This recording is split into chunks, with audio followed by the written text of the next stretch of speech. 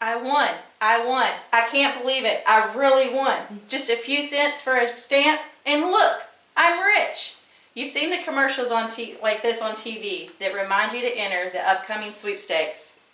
No, I'm not here to reveal a big secret for turning a stamp into a stash of cash, but I am here to share some facts that show how a small investment of only a few seconds could return the life or health of someone you know and love.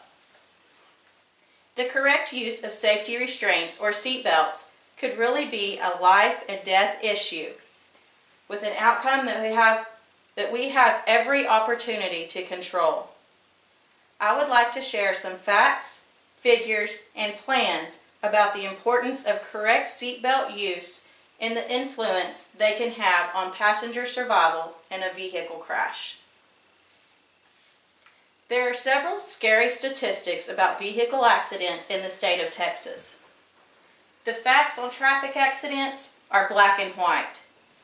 MovingInsider.com tells us that in Texas, a person is killed every 2 hours and 20 minutes.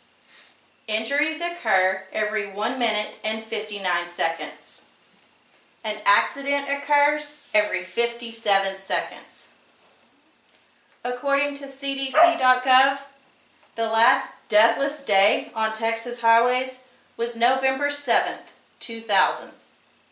That is over 17 consecutive years with a death every single day. Motor vehicle crashes are the leading cause of death in the U.S. among people ages 1 to 54. Correct use of seatbelts can give an adult at least a 50% chance of escaping death or serious injury. A child correctly secured has a 70% chance of surviving a crash without serious damage. According to TexasTicketOrClickIt.com, of the people killed annually on Texas roadways, 8 out of 10 were not wearing seatbelts. The numbers show that at least 4 of those 10 could have survived with the correct use of safety restraints. 4 may not sound like a big number to you, but if one of those 4 was someone you knew, then 4 would become a very important number to you. So why wouldn't you wear a seatbelt? Are there any valid reasons to not wear one? People always use excuses such as, well, seatbelts could trap you in a fire if you're underwater. But according to NHTSA.gov, incidents involving fire or water account for 0.5% of all crashes. But even more importantly, you can't escape these dangers unless you're conscious. Wearing your seatbelt gives you a much greater chance of being conscious and being able to escape these dangers. But what about not really needing them for short trips or when you won't be going fast?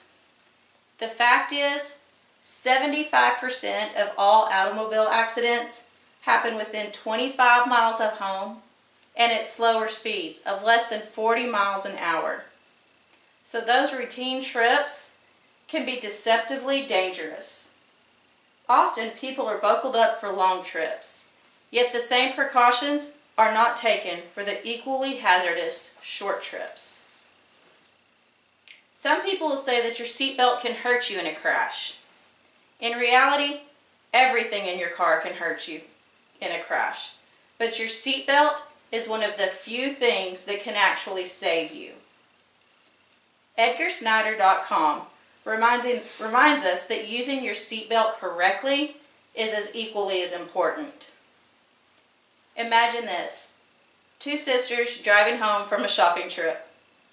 The one in the passenger seat gets sleepy. She keeps her seatbelt on, but reclines her seat. Coming over a hill on the way home, the truck they're in catches some wind and it flips down an embankment. The driver of that truck walks away with cuts, scrapes, and some stitches and bruising. But she ended up having to bury her little sister, who was only a freshman in high school. Even though she had her seatbelt on, it wasn't being used correctly. How many times do you lean your seat back on a trip, on a long road trip? I used to do it all the time until that day. Because watching your son bury a classmate, it can quickly change your habits on seatbelt safety. We've all seen the TV ads with the crash test dummies simulating accidents. But have you ever thought about how hard a child would hit during an accident? In a crash or even a sudden stop at only 30 miles per hour, an unbuckled child would hit the windshield, dash, or pavement with a 300-pound force. That's almost the same as falling off of the top of a 3-story building. A child is more likely to die in a traffic accident than from a sickness. It is even more likely that a child will be injured in a crash or sudden stop. Safety belts are vaccines against injury and death in traffic accidents. It doesn't take much time to prepare or administer this vaccine.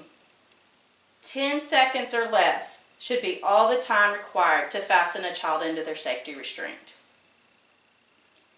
Everyone can make buckling up a safety habit. Here are a few suggestions. Remind everyone in the vehicle to buckle up when you get in. Post a reminder on your dashboard stating that all passengers are required to buckle up in your vehicle for every trip. Don't start the car until everyone in your car is buckled up. Every time. Get grandparents or other special people in on the plan. Get them in the safety habit and they can help you encourage others. Developing a seatbelt habit from infancy can follow a child into their teenage years and great rewards. A teenager from my area was on the way home from school one May when a truck and trailer stopped unexpectedly just in front of her. She was unable to avoid a collision, but she did avoid disaster because she was correctly wearing her seatbelt. She suffered from a fractured wrist, fractured sternum, a concussion, 2 black eyes, and numerous cuts, scrapes, and bruises.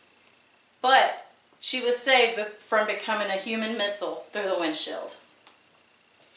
A few months later, near my house, another teenager swerved for some unknown reason, had 2 blowouts, and rolled their pickup 2 to 3 times. The truck was a total loss, but the driver walked away with a concussion, broken and dislocated ribs, and cuts and bruises. All because of correct seatbelt usage. Don't forget the facts. Correct use of safety restraints does save lives. It only takes a few seconds to be safe, and it's just as important to buckle up for short trips as it is for long trips. Making buckling your seatbelt a habit can save a life. I know. I was the driver of the car and of the pickup truck.